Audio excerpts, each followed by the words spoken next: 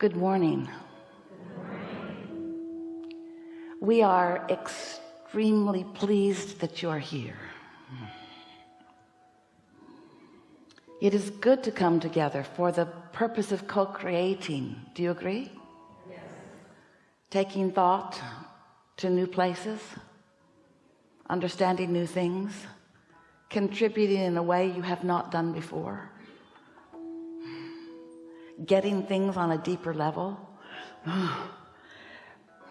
finding vibrational harmony with the broader part of who you really are, being fully present from your broadest, most expansive point of consciousness in a specific moment in time where you can feel the wholeness of who you are and therefore the power of all that you are, and then therefore feel the contribution of all that you are. This really is co-creating at its best. We see you have dragged your physical bodies here. We have not. We are utilizing the willingness of Esther for words and focus, but not just Esther. Many of you are receiving. Sometimes we'll find you and you'll come here, and together we will take thought further than it has been before, and you'll feel a clarity within you that feels new to you, or newer, or more focused. Those are those moments of extreme alignment. That's when you're in your full power. When you are in any moment in time focusing your consciousness in a way with no resistance. There's a power in that, and we don't speak the word power to make you feel powerful over something. We speak that word power to help you to feel the fullness of universal forces focused through you and the delicious nature of such a moment in time. In other words, empowerment is you not getting in your own way, and that's not the easiest thing in the world to do when you're a physical human who has been trained to get in your way. You've been training yourself, and you've been trained by others to weigh the pros and the cons and the pluses and the minuses, and so you let it flow and then you stop it, and then you let it flow and then you stop it. And if you are really trained well by your society, who wants you to be utterly objective, meaning, oh, you can do that, no you can't, that's what true objectivity is. These are all of the reasons why you can succeed, and these are all of the reasons why you can't. That's objectivity. People don't want to admit it that way because they think they're just being balanced. We think you're pinching yourself off unnecessarily. So we like to talk about the power of non-resisted thought, which you, dear hearts, don't know that much about, because you don't get very far down a thought path before you contradict your own thought with your objectivity, or with your lazy gaze, with your unwillingness to stay focused upon what you want for sort of silly reasons, like I might be misunderstood, or someone else might not like the way that looks, or I've never been in this place before and I don't know what to expect, so I think I'll just expect negative things. And so we want to play with you here today. We'll talk about anything that you want to talk about, but one of the things that will be most helpful as we play with you, as you come one by one by one, is we want to help you reduce the resistance in each thought that you are offering. Now, sometimes you don't have resistance in a thought, and those subjects in which you don't have much resistance, for the most part, you also don't care that much about. That's why you have less resistance. The more you want something, the more you've been thinking about it, and the more you've been thinking about it, the more resistance you have likely added to it, because you think, oh, we love you so much. You think that it's struggle and attention and effort and sacrifice that make things happen, and we say it's attention that makes things happen, and the struggle and the sacrifice slow them down. So it doesn't matter how you got to the place of associating success with hardship. Doesn't matter how you got there, just get over it. Path of least resistance means I, in this moment in my human body, am allowing the resources of the universe to flow through me and to me for the attraction and creation of things that matter to me.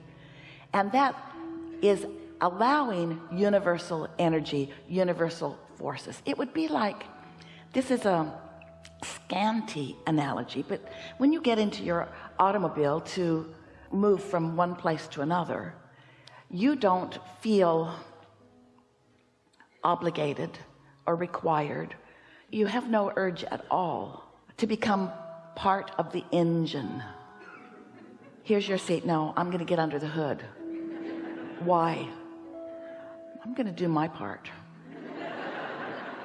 I'm going to pull with the belts, and I'm going to pistonize the pistons. You don't even have pistons anymore, but I'm going to inject the fuel. You don't have those either. I'm going to computerize the computer. You don't have any urge to be part of that engine system. You just let it do its part while you do your part, which is pointing where you want to go. And you do choose the speed with which you go, and you do choose your route a bit, but you're not part of the effort of the vehicle. You're leaving that effort factor to the engine. You're leaving that effort factor to the engineer that created the engine. And maybe you're the engineer that created the engine, in which case we apologize for everything we just said. But you get the point. You are a pointer. You are a decider and a pointer and an allower. Now that doesn't sit very well with many of you, because you've been trained to be an efforter and a struggler and a sufferer, a hard worker an earner of what you get. In other words, you're not supposed to just allow things to flow to you, because in a world of other humans, how do you stand out as one who's most blessed if you're not struggling and sacrificing and dripping with sweat? And we say, you got to get over that, because in every moment that you are trying to earn your worthiness, you're struggling and not letting the worthiness that is flowing to you in. You are source energy in this physical body, and you were before you got here. And a larger part of you still is that source energy flowing to you and through you. And we could talk all day long, and tomorrow and the next day and the next day, just in offering words to help you to come closer to accepting the continuity of you. But it isn't so important that you know from whence you came or from whence you are continuing to come. That's not as important as being in your now and letting the whole of you be in this moment. Because when you are observing this moment in time, or contemplating anything in any moment in time from the fullness or the wholeness of who you are, then you are feeling that wow of aliveness and fullness and satisfaction and wholeness and what you want to call productivity, perhaps. We want you to come with us today in an awareness that the productivity that you seek, Esther's such a practical girl. She wants the practical aspects of life. She and Jerry, especially Jerry, were asking us all along, what are the practical applications? How can I know about these laws of the universe? And how can I find a way to apply them in practical ways to get practical results? How can I understand this so that it's meaningful in my specific life? That's what Jerry summoned for you, and it's what we want you to come to understand. But we want you to think of this practicality in a different way. We want Esther to know that there is nothing more practical, more productive, more getting things done-inness, more effective, more efficient, more rewarding, got most of those words in, than hooking up to the power that creates worlds and pointing it in the direction of your desire. If you could give up the effort that you apply in earning your connection and just accept you're connected, and then stop unplugging with negative thought or negative words or negative commentary, negative judgments, negative comparisons, if you could just hook up and point, you would discover how blessed you are. You would discover how important you are. You would discover how on the leading edge of creation you are, right where you said you wanted to be, right where you belong, doing what you want to do.